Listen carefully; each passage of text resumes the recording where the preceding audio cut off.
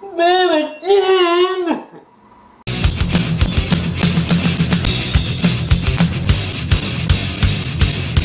Texas Chainsaw 3D. So Texas Chainsaw 3D takes place right where the original takes off. So that pretty much means that the producers are saying to f all the other sequels that came out before. This is the real sequel that came out. It shows the survival from the very first film, jumping in that truck, driving away, when you see Leatherface just doing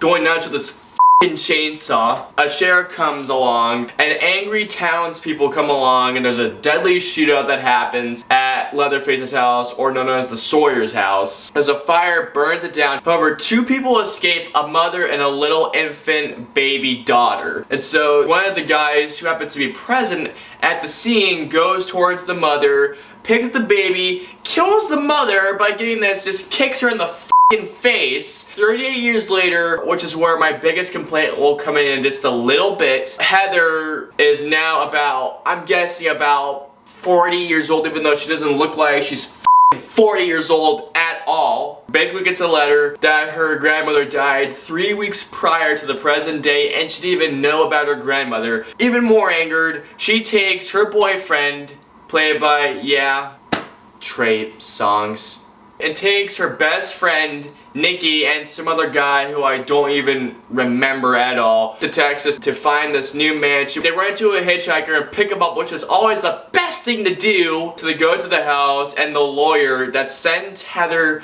the letter gives her her grandmother's will, and also a final letter, and tells her, read the letter. Do not forget to read this letter. That is very important. And he even tells her this yet again. Goes inside. They all get relaxed in the new place. Nikki wants to stay in the new place for the night. And so when they're out getting groceries, the hitchhiker, Daryl, who's the only guy I actually somewhere remember, starts looting the house until, surprise, Leatherface comes in and saves the day. Then they come back and happens. Now, as I was explaining the plot, I was actually keeping my rage under control, because in about 3 seconds, my rage is gonna come out.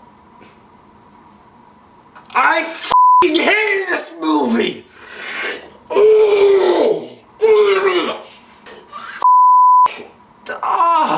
Why did this movie have to be made? Oh my god! Why? The first error I have to talk about are just the continuity errors with time.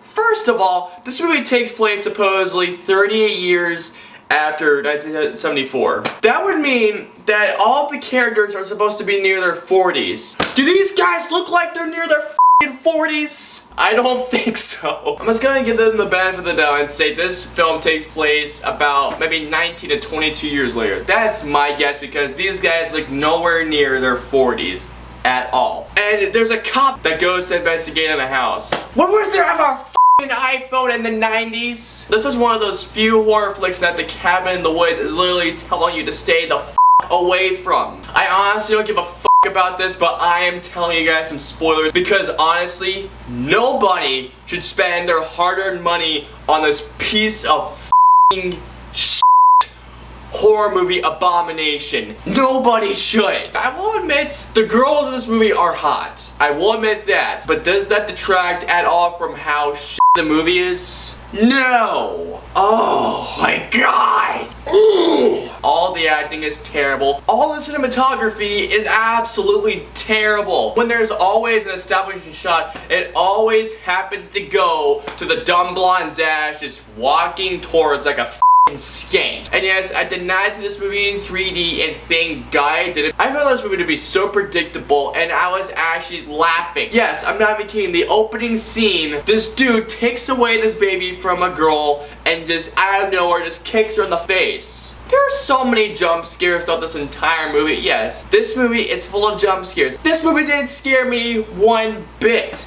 It has one of the most pointless jump scares I swear that I've ever seen in a movie. From the moment the movie starts, it spirals down like a madman at an insane asylum. Now, I'm gonna talk to you guys about 2 more what the f*** moments. This is pretty much when Leatherface finds out that Heather is his cousin Edith. He frees her, she goes away, but she goes back to help this guy, and then all of a sudden she tosses his f***ing chainsaw to him and says this. Oh god.